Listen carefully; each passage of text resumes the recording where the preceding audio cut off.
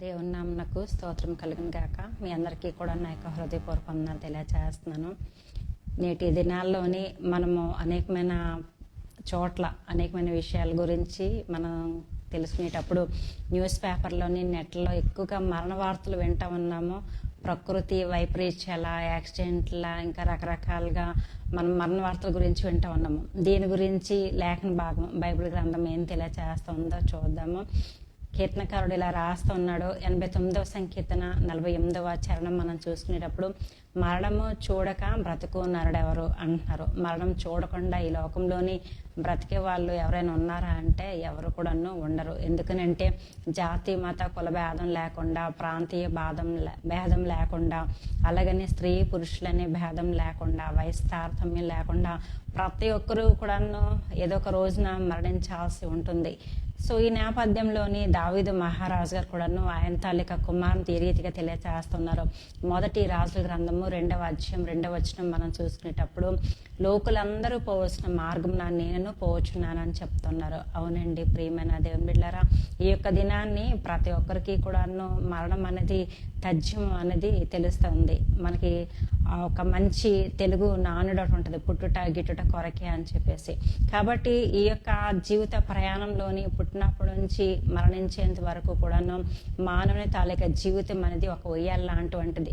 ఉయ్యాల ఏంటంటే ఇటు అటు ఊగే రీతిగా మానవుని తాలూకా జీవితము అటు దేవుని వైపు ఇటు లోకం వైపు కూడాను ఊగుతూ ఉంటుంది. సో ఇలాంటి నేపథ్యంలోని బైబిల్ గ్రంథంలోని మరణం గురించి ఏం తెలియచేస్తున్నారు అని మనం చూసుకునేటప్పుడు 3 రకాలైన మరణాలు కలవు. ఒకటి భౌతిక పరమైన మరణము, రెండవది ఆధ్యాత్మిక పరమైన మరణము, మూడవది శాశ్వత మరణము. మొదటిది భౌతిక పరమైన మరణము అంటే ఏంటంటే ప్రతి మానవునికి కూడాను శరీరాత్మ ప్రాణాలు ఉంటాయి. సో ఈ యొక్క శరీరాత్మ ప్రాణాల్లోని ఎప్పుడైతే ప్రాణం పోయేటప్పుడు ఈ యొక్క దేహము శరీరం అనేది ఇక్కడ విడిచిపెట్టబడుతుంది, ఆత్మ అనేది దేవుని వద్దకు వెళ్తూ ఉంటుంది. దేవుని తాలూకా లేఖన భాగం దీని గురించి ఇలా రాస్తూ ఉన్నారు. ఏదైనా వనంలోని ఆదాము పాపం చేసినప్పుడు దేవుడు శపిస్తూ ఈ మాట సెలవిచ్చాడు అనమాట. ఆదికాండము 3వ అధ్యాయం 19వ వచనం మనం చూసుకునేటప్పుడు, యాలి అనగా నేల నుండి తీయబడితివి, నీ మన్నే కనుక తిరిగి మన్నైపోదు అని చెప్తున్నాడు. దీని గురించి నా ప్రసంగి గ్రంథకర్త 12వ అధ్యాయం 7వ వచనం ఇలా తెలియచేస్తున్నాడు. మన్నైనది వెనుకటి వల్లనే తిరిగి మరలిపోతుందని చెప్తున్నాడు. ఆత్మ దాని దయచేసిన దేవుని వద్దకు వెళ్తుంది అని చెప్తున్నారు. ఇది భౌతిక పరమైన మరణము. భౌతిక పరమైన మరణం అనేది అంతము కాదు, కానీ ఆ యొక్క తర్వాత మరణం తర్వాత దేహము చనిపోయిన తర్వాత మరి ఒక మార్పు అనేది జరుగుతుంది. ఒక మార్పు ఏంటి ఆ మార్పునంటే, ఈ లోకంలో జీవించే జీవిత విధానం బట్టి ఆ యొక్క ఆత్మకి మరి దేవుడు ఏ డెస్టినేషన్కి వెళ్ళాలనేది మరి దేవుడు నిర్ణయిస్తాడు. ప్రతి మానవునికి కూడా 2 రకాలైన డెస్టినేషన్స్ ఉంటాయి. అవి ఏంటంటే స్వర్గము, తర్వాత నరకం అన్నది. ఈ నేపథ్యంలోని ఆత్మ మరి ఇటువైపు వెళ్ళాలన్నది దాన్ని బట్టి దేవుడు నిర్ణయిస్తారు. సో మొట్టమొదటిగా మనం చూసుకునేటప్పుడు భౌతిక పరమైన మరణము. ఈ మరణం గురించి దేవుని తాలూకా లేఖన భాగం ఏం తెలియచేస్తుంది అంటే, హెబ్రీలకు రాస్తూ పౌలు గారు ఇలా రాస్తున్నారు. 9వ అధ్యాయం దగ్గరకు వచ్చేటప్పటికి 27వ వచనంలో ఇలా రాస్తున్నారు. మనుషులు ఒక్కసారి మృతి పొందవాలని నియమింపబడను, ఆ తర్వాత తీర్పు జరుగును అని రాస్తున్నారండి. మనుషులు ఒక్కసారే మరణం పొందాలి అంటే మరణం అనేది 2 సార్లు ఎలాగ వస్తుందని అనుకుంటున్నారా? అనుకునేటప్పుడు మరి దాని గురించిన వివరణ ఏంటంటే ఆధ్యాత్మికమైన మరణము. ఆధ్యాత్మికమైన మరణం అంటే ఏంటంటే, మనిషి బ్రతకుంటుండగానే, శరీరం బ్రతకుంటుండగానే మన శరీరంలో ఉన్న ఆత్మ దేవునితోటి సహవాసం కలిగి ఉండడము అన్నది మనం తెలుసుకోవాలి. దేవునితో సహవాసం లేకపోతే ఆ యొక్క ఆత్మను ఏమంటారంటే ఆ చనిపోయిన ఆత్మ, మరణించిన ఆత్మ, మృతి చెందిన ఆత్మ అని అంటారు. దాన్ని ఆధ్యాత్మికమైన మరణం అంటారు. లేఖన భాగాల్లోకి వచ్చేసరికి యెషయా గ్రంథకర్త యెషయా గ్రంథము 59వ అధ్యాయంలో 2వ వచనంలోని ఇలాగ రాస్తున్నారు. మీ పాపంలే మీకు మీ దేవునికి కూడాను అడ్డుగా వచ్చి ఆయన ముఖంని మీకు మరుగు చేశాను అంటున్నాడు అనమాట. ఆయన తాలూకా ముఖాన్ని మరుగు చేసేది మన తాలూకా పాపం. దాని గురించిన పౌలు గారు ఇలా తెలియచేస్తున్నారు. ఎఫెసీయులకు రాస్తూ 2వ అధ్యాయంలో 1వ వచనం వచ్చేసరికి, మీ అపరాధముల చేతను పాపముల చేతను చచ్చిన వారై ఉండగా అంటున్నాడు. అంటే శరీరం బ్రతకుంటుండగానే ఆత్మ చనిపోవడం గురించి అక్కడ వివరిస్తూ ఉన్నారు. ఆత్మ చనిపోవడం అని మనం అనుకునేటప్పుడు మనిషి బయటికి చాలా మంచిగా ఆరోగ్యకరంగాను హ్యాపీగా అన్ని విషయాలు ఉండొచ్చు, కానీ ఆధ్యాత్మికమైన జీవితం దగ్గరికి వచ్చేసరికి ఆత్మ చనిపోయే స్థితిలో ఉంటుంది అనమాట. ఆత్మ చనిపోవడం అంటే మరి వాళ్ళు ఏమైనా బయటికైనా కనబడతారా అంటే చాలాసార్లు మరి కొన్ని సిమ్టమ్స్ ఉండవు.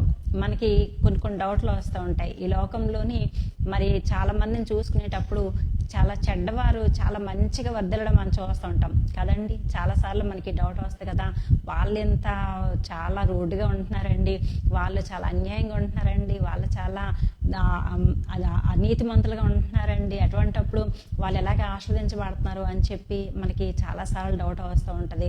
సో నాకు కూడా ఈ డౌట్ చాలాసార్లు వచ్చింది. సో డౌట్ వచ్చినప్పుడు అనేక మందిని నేను కూడా అడిగేదాన్ని అనమాట. ఏంటి చెడ్డవారు అందరూ కూడా చాలా బాగుంటున్నారు, రోజుకి కూడా చాలా డెవలప్ అవుతూ ఉన్నారు, చాలా దేవుడే నమ్ముకొని నీతిగా ఉన్న వాళ్ళకి ఎప్పుడు కష్టాలు ఏంటి, నష్టాలు ఏంటి, శ్రమలు ఏంటి అని చెప్పి డౌట్లు వస్తూ ఉన్నాయి. ఒకనొక రోజున నేను ఒక బుక్ చదివాను. నేను ఒక ఫ్రెండ్ ఇంటికి వెళ్ళేటప్పుడు ఆ బుక్లో ఏం రాస్తున్నారంటే వరుసగాని భక్తిహీనులందరికీ వచ్చే మంచి ఫలితాలన్నిటి గురించి రాస్తున్నాడండి. ఇంకో వైపున నీతి మంత్రులకు వచ్చే శ్రమలన్నింటి గురించి రాస్తున్నారు అనమాట. రాస్తూ దాని తాలూకా ఫలితాలు దీని తాలూకా ఫలితాలు అనేవి రాస్తున్నారు.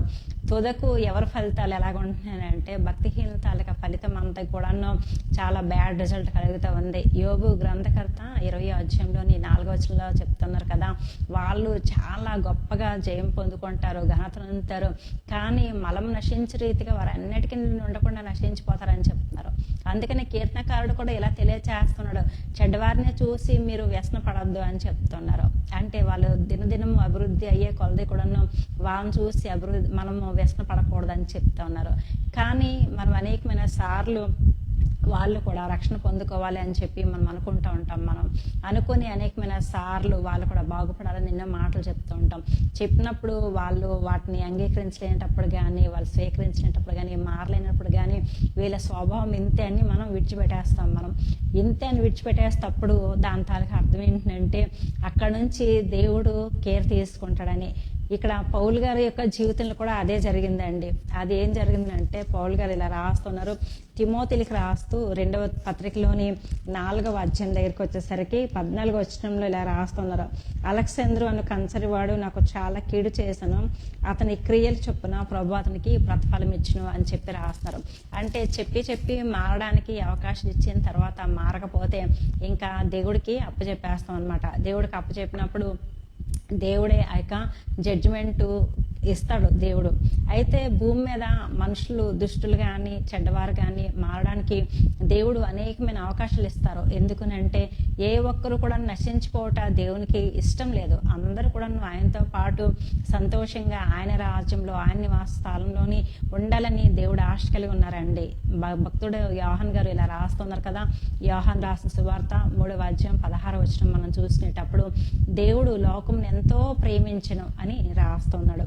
కాబట్టి ఆ ప్రేమించే దేవుడు వాళ్ళకి చాలా అవకాశాలు ఇస్తూ ఉంటారు.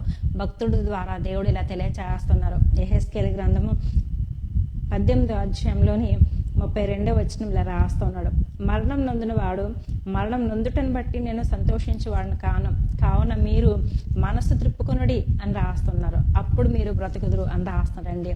ఇదే మాటలు మనం చూసుకునేటప్పుడు మరి ఇర్మియా గ్రంథకర్త కూడా 15వ అధ్యాయంలో మనం చూసుకుంటే ఆయన కూడా 19వ వచనంలో ఇలా రాస్తున్నారు, మీరు నా తట్టు తిరగండి, మీ మనస్సు మార్చుకోనండి. అంటే ఎవరు కూడా వాళ్ళ యొక్క దుష్టత్వం చేత నశించిపోకూడదు, ఆధ్యాత్మికమైన మరణం చెందకూడదు అని దేవుడు చాలా అవకాశాలు ఇస్తూ ఉంటారు. అవకాశాలు ఇచ్చినప్పుడు ఉపయోగించుకునే వాళ్ళు మరలా దేవుని దగ్గరికి రావడానికి దేవుడు ఇష్టపడతారనమాట. ఒకవేళ వాళ్ళు అన్ని అవకాశాలు ఇచ్చినప్పటికీ కూడాను వాళ్ళు ఇంకా అలాగే ఉండేటప్పుడు దేవుడు ఇంకా సర్లే వీళ్ళ స్వభావం ఇంతేలే అని చెప్పి ఈ రీతిగా స్టేట్మెంట్ ఇస్తూ ఉన్నారు. ప్రకటన గ్రంథంకి రండి. ప్రకటన గ్రంథంలోని 22వ అధ్యాయం మనం చూసినప్పుడు 11వ వచనంలో ఇలా రాస్తూ ఉన్నాడు, అన్యాయం చేయవాడు ఇంకను అన్యాయమే చేయనేమో, అపవిత్రుడైన వాడు ఇంకను అపవిత్రుడుగానే ఉండనేమో, నీతిమంతుడు ఇంకను నీతిమంతుడిగానే ఉండనేమో, పరిశుద్ధుడు ఇంకను పరిశుద్ధుడిగానే ఉండనేమో. ఇదిగో త్వరగా వచ్చుచున్నాను, వాని క్రియ చొప్పున ప్రతి వానికి ఇచ్చుటకు నేను సిద్ధపరిచిన జీతం నా యొద్ద ఉన్నది అని చెప్తా ఉన్నాడు. ఇంకా అంతే కదా, ఇదే ఫైనల్ కదా. కాబట్టి దేవుడికి అలాగే ఇష్టం లేదు. ఇష్టం లేక మనకి చాలా అవకాశాలు ఇస్తూ ఉన్నారు. అక్కడ 15వ వచనం దగ్గరికి వచ్చేటప్పుడు, 14వ వచనం దగ్గరికి వచ్చేటప్పుడు కూడా చక్కని మాటలు రాస్తున్నాడండి. జీవవృక్షమునకు హక్కు గలవారే గుమ్మముల గుండా ఆ పట్టణంలోనికి ప్రవేశించినట్లు తమ వస్త్రములను ఉదుకుకొనివారు ధన్యులు అని చెప్తున్నారు. అంటే మన యొక్క ఆత్మని మలిన వస్త్రాలని మల్లం పట్టేసిన ఆత్మకి మరి ఎప్పుడైతే యేసు రక్తం చేత కడిగి పవిత్రపరచుకొని పరిశుద్ధపరచుకొని మరి దేవునికి మరలా సరెండర్ అయ్యి దేవునికి వైపు తిరుగుతూ దేవుని తనకి ఇష్టానుసారంగా జీవించేటప్పుడు మరలా ఆత్మ అనేది, చచ్చిపోయిన ఆత్మ తిరిగి బ్రతకడానికి దేవుడు కృపను అనుగ్రహిస్తారు.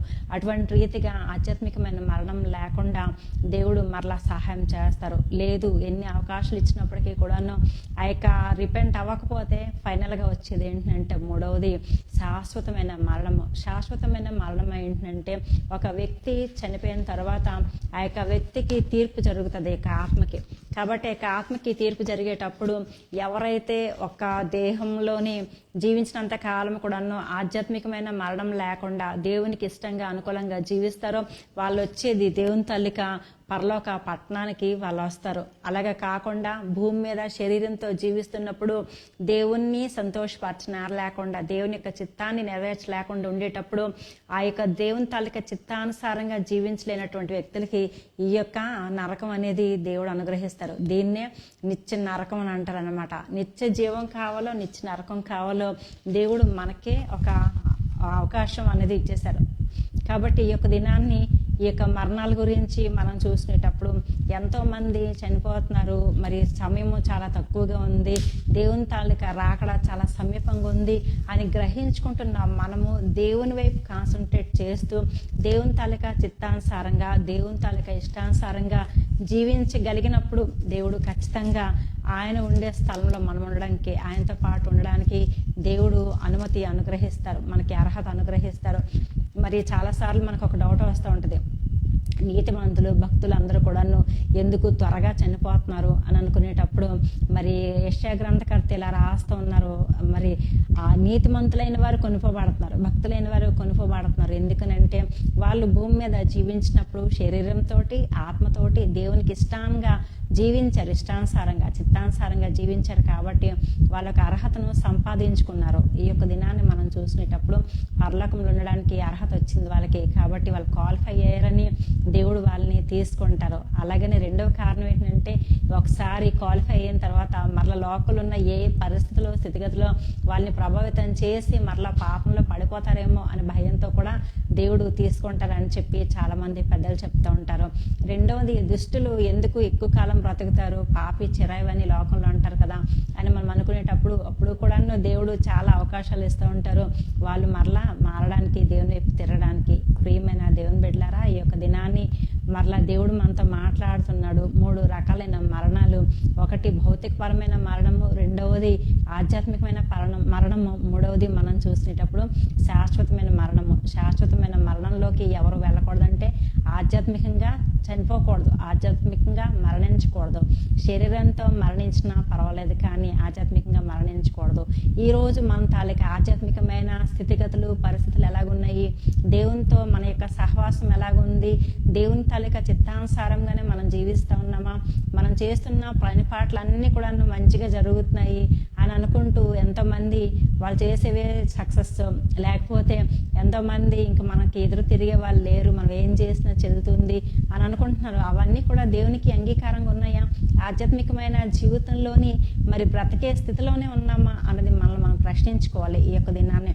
సో భూమి మీద ఏం సాధిస్తున్నామో, ఎంత సాధిస్తున్నామో, ఎలాగ సాధిస్తున్నామో, ఎవరిని సాధిస్తున్నామో అని అనుకునే దానికంటే పరలోకంలో దేవునితో ఉండే స్థానాన్ని, దేవుని దగ్గర ఉండే స్థానాన్ని మనం సాధిస్తున్నావా లేదంటే మనం గమనించాలి. ఈరోజు దేవుడు మనకి అటువంటి కృప అనుగ్రహించాలి. మనం దేవుని యొక్క సన్నిధానంలో మోకరించి ప్రార్థన చేస్తూ, ప్రభా నీ యొక్క ముఖకాంతిలో నా యొక్క రహస్య పాపాలు, బహిరంగ పాపాలు ప్రతిదీ కూడా నాకు చూపించండి అని చెప్పినప్పుడు ఖచ్చితంగా దేవుడు మనకి ప్రతిదీ కూడా కనుపరుస్తాడు. దేవుడు మనకి అటువంటి రీతిగా అనుగ్రహిస్తారు. కాబట్టి దేవుడు అటువంటి కృప మనకి అనుగ్రహించాలని కోరుకుంటున్నాను నేను. ఈరోజు మనందరికీ కూడాను మరి దేవుడు మరి భూమి మీద జీవించినంత కాలం కూడా మన ద్వారా దేవుణ్ణి అనేకులకు కనపరచడానికి, అనేకులు కూడాను ఆశీర్వాద కారణంగా ఉండడానికి దేవుడు మనల్ని సిద్ధపరచునుగాక.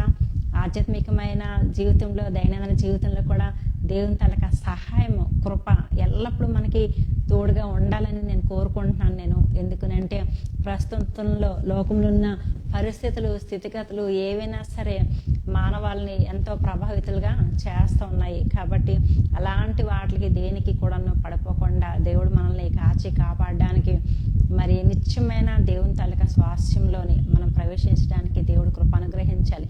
మన ద్వారా అనేకులు రక్షించబడాలి. మనం వెళ్ళేటప్పుడు మనం ఒక్కరమే రక్షించబడడం కాదు, కానీ ఈ లోకంలో మనం ఏదైనా సాధించగలిగింది ఉంది అంటే మనం దేవుని కొరకు అనేకులను సంపాదించగలిగిన పాత్రలుగా మనం ఉండాలి. ఈరోజు ప్రకాష్ గారు, ప్రవీణ్ పగడాల గారు, ఇంకా అనేక మంది మరణిస్తున్నారు అని మనం అనుకునేటప్పుడు వాళ్ళందరి తాలూకా మరణం వలన మనము ఎన్నో నేర్చుకుంటున్నాము. అంటే వాళ్ళు ఎంత మంచిగా ఉన్నారండి అని చెప్పినప్పుడు ఈరోజు ఆ ప్లేస్లో మనం ఎందుకు ఉండకూడదు? ఏలియా గారు ఆ పరలోకానికి ఎత్తబడేటప్పుడు ఎలీషాతో ఈ రీతిగా మాట్లాడుతున్నారు, నేను తీయబడక ముందు నీవు ఏం కోరుకుంటున్నావో చెప్పు అని అనేటప్పుడు ఎలీషా ఏం అడుగుతున్నారనంటే, నువ్వు దేవుని కొరకు ఎలాంటి పరిచర్య చేసావో దానికంటే రెండంతలుగా నేను చెయ్యాలి. దేవుని కొరకు, దేవుని నామం మహింపరచబడాలి, ఆ దేవుని కొరకు నేను అంతగా కార్యం చేయాలని ఆశపడతా ఉన్నాను అని చెప్పని కోరుకున్నాడు ఆయన. కాబట్టి దేవుడు ఎలీషా గారికి రెండంతల ఆత్మని అనుగ్రహించారు, అభిషేకాన్ని అనుగ్రహించారు. కాబట్టి ఆయన కూడాను విస్తారమైన పరిచర్య చేయడానికి దేవుడు కృపను అనుగ్రహించారు. ఈ రోజు వరకు కూడాను మనకి ఎంతో ఆశ్చర్యకరంగా కారణంగా ఉన్నారండి. అలాగనే మోషే వెళ్ళిపోయేటప్పుడు కూడాను, మోషే తర్వాత యెహోషువ రెండంతల అభిషేకం ఆత్మను పొందుకున్నట్లు మనం చూస్తున్నాము. ఇజ్రాయేలు జనాంగాన్ని కనానుకు నడిపించే గొప్ప సాధనంగా, పాత్రగా దేవుడు వారిని నిర్ణయించారు. మరి వాళ్ళు అటువంటి రీతిగా నిలబడ్డారండి. ఈరోజు దేవుడు మన ద్వారా కూడాను అలాగే కోరుకుంటున్నారు. ప్రతి ఒక్క వ్యక్తి కూడాను సింగిల్గానే వస్తారు, కానీ వెళ్ళేటప్పుడు మరి సింగిల్గా మనం వెళ్తామని అనుకుంటాం, కానీ సింగిల్గా వెళ్ళకూడదు. కొన్ని వేల ఆత్మలను, లక్షల ఆత్మలను దేవుని వద్దకు తీసుకుని వెళ్ళే పాత్రలుగా మనం ఉండాలి. దేవుడు అదే కోరుకుంటున్నాడు. బలా నమ్మకమైన మంచి దాసురాలుగా ఉండాలని దేవుడు కోరుకుంటూ ఉన్నాడు. భూమి మీద ఎంతో మంది తమ ప్రాణాలను లెక్క చేయకుండా దేవుని కొరకు సాక్షులుగా నిలబడ్డారు. ఈరోజు మనము కూడా అలాగ ఉంటున్నామా? లేకపోతే మన స్వార్థాల కొరకు ఎంతో మందిని హతమారుస్తున్నామా? ఎంతమందిని హింసిస్తున్నామా? ఎంతమందికి అన్యాయం చేస్తున్నామా? దౌర్జన్యం చేస్తున్నామా అన్నది మనం ఆలోచించాలి. దేవుని నామము ఎంతగా మహింపరచబడుతూ ఉంది, దేవుని కార్యం ఎంత జరుగుతూ ఉంది అని మనం ఆలోచన చేయాలి. కాబట్టి ప్రియమైన దేవుని బిడ్డలారా, ఈరోజు మరలా మనం ఒకసారి మనం జ్ఞాపకం చేసుకోవాలి. మరణము అనేది ఎప్పటికైనా వస్తుంది. ఆ మరణం వచ్చేటప్పటికి దేవుడు మనల్ని సిద్ధపాటు కలిగి ఉండాలని దేవుడు చెప్తూ ఉన్నాడు. సిద్ధపాటు వలన దేవుడు మన యొక్క జీవితంలోని మన ద్వారా అనేకులకు కార్యాన్ని దేవుడు చేస్తారు.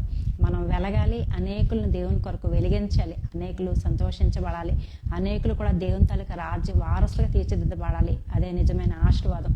భూమి మీద ఎన్నో ఆస్తుపాస్తులు ఉంటాయి. ఈ యొక్క రీసెంట్ కాలంలోని గొప్ప కోటీశ్వరుడైన ఒక వ్యక్తి వాకింగ్కి వెళ్తూ కుక్కల బారిన పడి అతను చనిపోయారు అని చెప్పి మరి మనం చాలా న్యూస్లో మనం చదివాము, చూసాం మనం.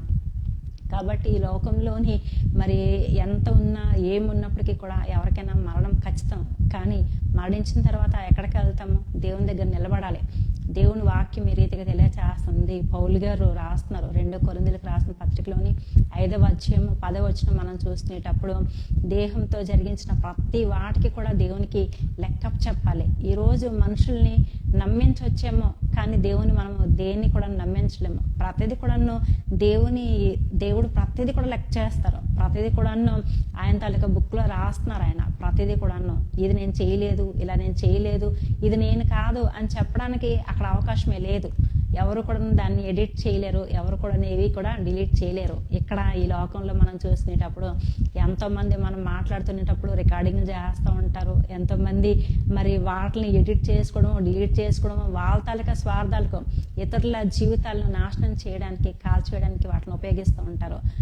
మంచిదే, కానీ దేవుడు మనల్ని కూడాను అలాగే రికార్డ్ చేస్తారు కదా, అవన్నీ కూడాను మన యొక్క జీవితాలకి ఆస్వాదకరంగా ఉన్నాయా? అక్కడ నుంచి ఏం తప్పించుకుంటామా?